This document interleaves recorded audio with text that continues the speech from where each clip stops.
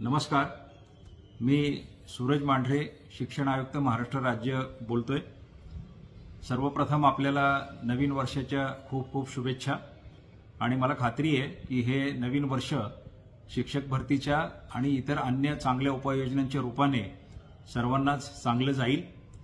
शिक्षक भरतीच्या बाबतीमध्ये गेल्या काही दिवसांमध्ये माध्यमातून खूप वेगळ्या प्रकारच्या भावना व्यक्त केल्या जात आहेत। मी गेल्या 2 दिवसांमध्ये बऱ्याच प्रश्नांना उत्तर देण्याचा प्रयत्न केला। फेसबुकवरती ज्या लोकांनी योग्य प्रकारे प्रश्न विचारले त्या सर्वांशी मी संवाद साधला।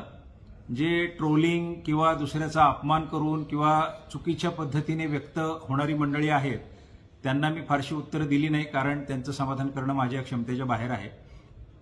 परंतु ही उत्तरं देत असताना माझ्या लक्षात आलं की अनेक अभियोग्यता धारकांना कदाचित योग्य माहिती मिळालेली नाही किंवा जी काही माहिती उपलब्ध आहे तिचा अर्थ लावण्यामध्ये कुठेतरी काहीतरी गफलत होतीये। त्यामुळे काही गोष्टींची स्पष्टता करणं गरजेचं आहे। या सगळ्या फेसबुकवरील चर्चा, मला मिळालेले मेसेज, काही लोकांनी माझ्याशी चर्चेतून केलेली मागणी, या सगळ्या मी पाहिल्या। मला असं लक्षात येतं की जणू काही आपण 100% इंग्लिश मीडियमची भरती करीत आहोत आणि मराठीची एकही जागा आपण भरणार नाही आहोत असं काही लोकांना वाटलेलं आहे। काही लोकांना असं वाटतंय की फक्त डीएड केलेलं आहे इंग्लिशमधून त्यांना आपण 100% जागा देत आहोत। असे वेगळी मतमतांतरं दिसतात आणि या चुकीच्या फाउंडेशनवर आधारित काही मंडळी व्यक्त होताना मला दिसली। याकरता प्रथम आपण या सगळ्या गोष्टीचा उगम बघितला पाहिजे, कारण काही लोकांनी असं दाखवायला सुरुवात केली आहे की जणू काही आत्ताच नव्याने हा मीडियमचा विषय सुरू झालाय आणि यापूर्वी कधीही राज्यात हा विषय नव्हता आणि फक्त टीआयटीच्या मार्क्स प्रमाणे भरती होत असे। हे असं नाहीये। हे जे मीडियमचं धोरण आहे हे 2008 सालापासूनचं आहे। 2008 मध्ये पहिल्यांदा 20% जागा ज्यांनी डीएड इंग्लिशमधून केलेल्या आहे अशांसाठी राखीव ठेवण्यात आलेल्या होत्या।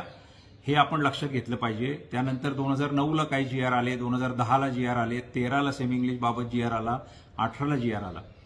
18च्या जीआरचा अर्थ काही मंडळी असं लावतात की ते इंग्लिशचं धोरण रद्द झालं आणि आता कोणतीही जागा इंग्लिशसाठी राखीव नाही किंवा काही करता येत नाही।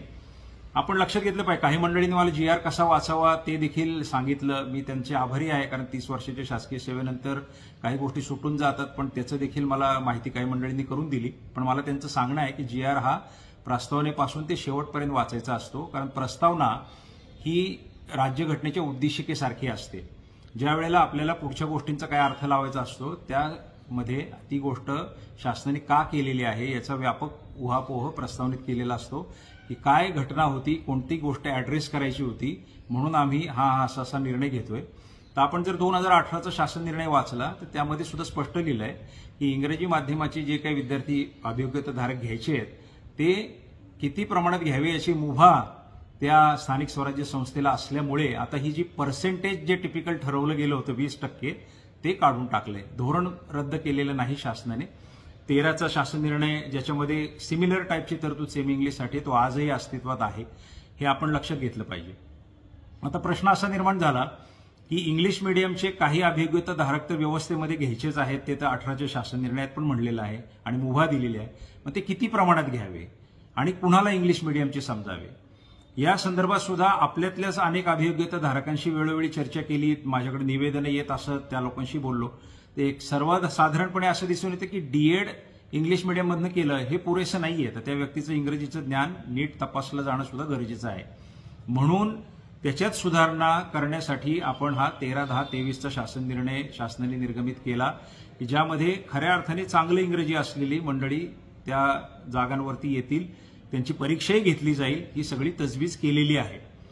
आता हे करत असताना त्यांचं प्रमाण किती असावं, कारण 2018च्या शासन निर्णयामध्ये पुरेशा प्रमाणात घेतले जातील असं म्हणलेलं आहे। मग पुरेसं प्रमाण कसं ठरवायचं? आता ही मुभा जर क्षेत्रीय अधिकाऱ्यांना पूर्णपणे दिली तर अनेक क्षेत्रीय अधिकाऱ्यांचं म्हणणं तर असं आहे की आम्हाला पूर्णच इंग्लिश मीडियमचे लोक द्या, काहींचं म्हणणं असेल कमी प्रमाणात द्या, काहींचं वेगळंच काही असेल।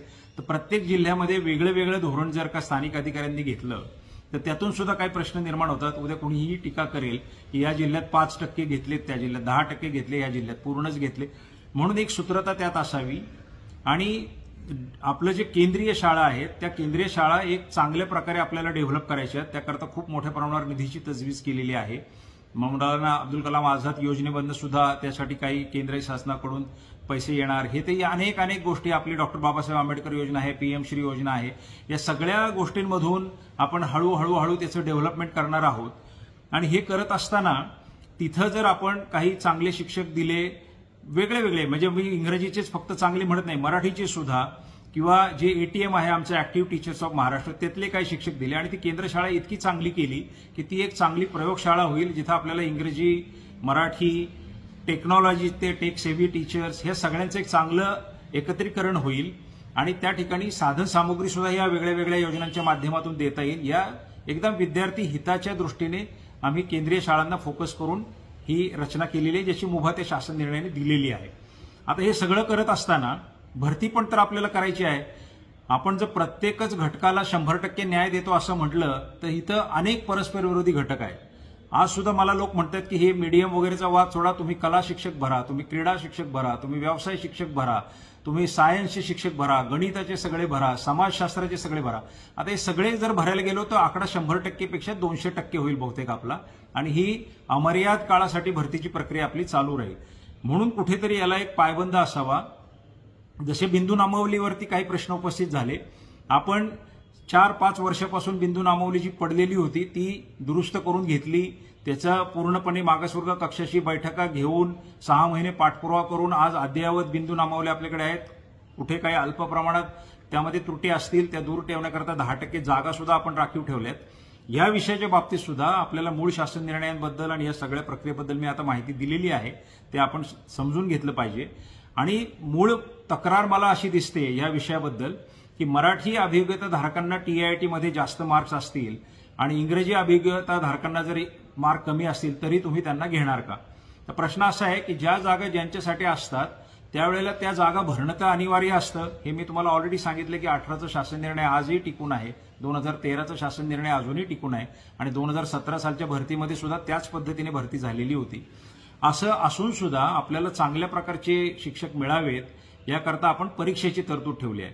आता हा जो मुद्दा जो वारंवार ह्या मुद्द्याभोवती आपण फिरतो आहोत की मग गुणवत्तेचं काय होणार, तर गुणवत्ता कशी मोजायची, म्हणजे जे त्रिभाषा सूत्र नवीन एज्युकेशन पॉलिसीमध्ये स्वीकारलं गेलेलं आहे त्याला सुद्धा न्याय द्यावा लागणार आहे. कारण मातृभाषेतून शिक्षण देणं हे गरजेचं आहे. मी स्वतः मराठी मीडियममधून शिकलेलो आहे, त्यामुळे हा गैरसमज मराठी मीडियमच्या मुलांनी दूर करावा की इंग्रजीबद्दल काही फार विशेष प्रेम वगैरे मला आहे, मला इंग्रजी चांगलं येतं, मराठी चांगलं येतं, त्यामुळे तो मुद्दा नाही. परंतु आज धोरण तसं आहे, धोरणामध्ये स्पष्ट आहे की काही प्रमाणामध्ये ती मुलं परीक्षेमध्ये घ्यावी लागणार आहेत आणि त्याचं पिटिशन सुद्धा उच्च न्यायालयामध्ये पेंडिंग आहे. उद्या तिकडं उत्तर देताना सुद्धा तुम्ही अचानकपणे या धोरणाला कशी तिलांजली दिली याची जबाबदारी सुद्धा शासनावर आणि प्रशासनावर आहे.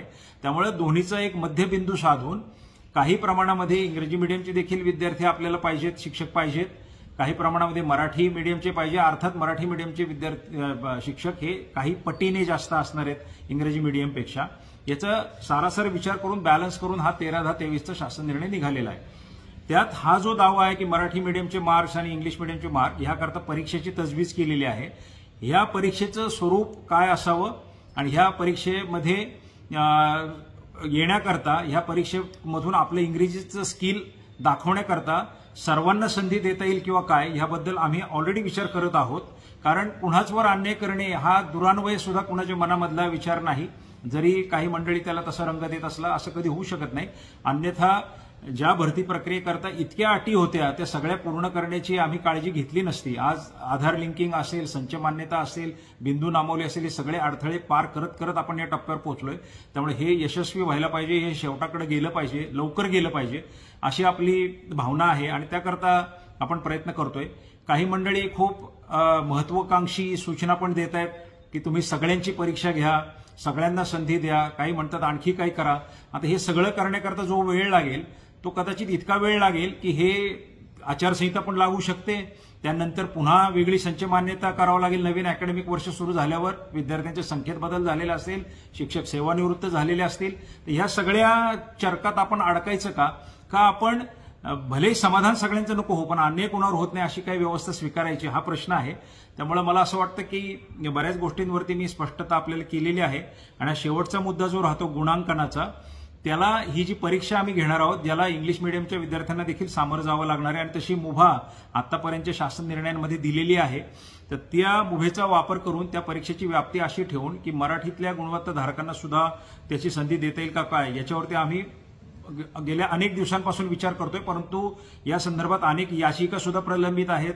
मराठी माध्यमांच्या अभियोग्यताधारकांनी केलेली पण याचिका आहे, इंग्लिश मिडियमच्याही अभियोग्यताधारकांनी केलेली याचिका आहे आणि कोर्टाला देखील आपल्याला उत्तर द्यायचं आहे.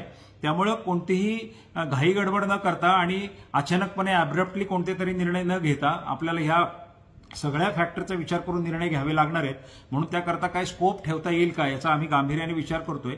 मला असं वाटतं की अपेक्षा अनंत आहेत.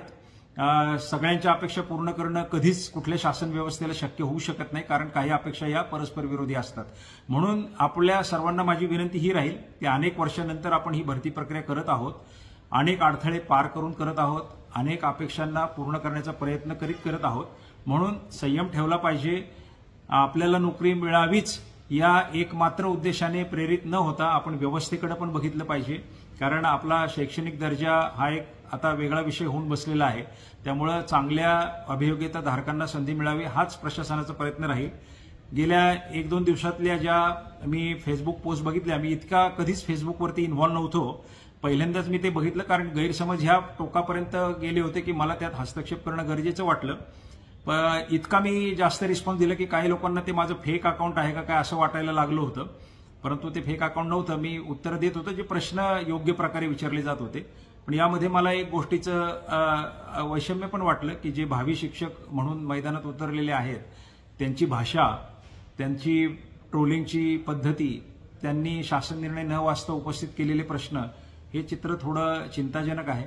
मला आपल्याला हे सांगायचं की अजून ह्या रोगांचा लागण ज्यांना झालेली नाही, की ट्रोलिंग, अपमानजनक बोलणं, दुसऱ्यांचा उपमर्द करणं, चुकीच्या पद्धतीने मेसेज पसरवणं, यांचा लागण ज्यांना झाली नाही त्यांनी स्वतःला जपावं.